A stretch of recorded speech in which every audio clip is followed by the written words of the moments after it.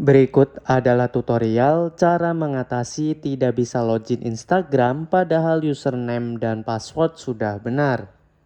Bagi kalian yang ingin tahu bagaimana caranya, bisa simak video berikut ini. Jadi ada beberapa cara yang nantinya teman-teman bisa coba. Kita mulai dari hal-hal basic atau pertolongan pertama terlebih dahulu ya teman-teman.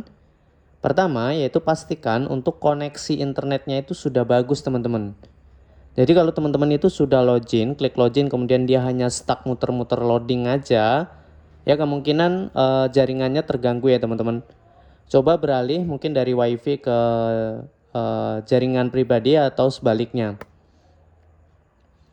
Atau teman-teman juga bisa merestart ulang dari HP teman-teman semua ya. Kemudian yang kedua ya teman-teman bersihkan cache ya atau sampah yang menumpuk. Ini tuh file sementara yang menumpuk. Untuk caranya itu teman-teman bisa klik dan tahan lama pada aplikasinya. Nah sampai muncul seperti ini teman-teman, sebentar. Klik bagian info aplikasi. Oke, teman-teman bisa pilih penggunaan penyimpanan. Nah di sini ada cache ya teman-teman. Nah ini kalau semakin banyak, semakin menumpuk, itu akan mengganggu kinerja dari Instagramnya, termasuk tidak bisa login.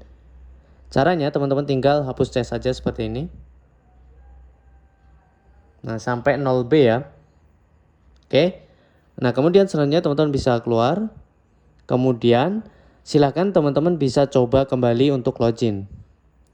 Dan tak kalah pentingnya yang biasanya itu terlewat adalah versi Instagram yang kita gunakan itu versi yang lama teman-teman. Sehingga dia tidak bisa atau tidak diizinkan untuk login kembali.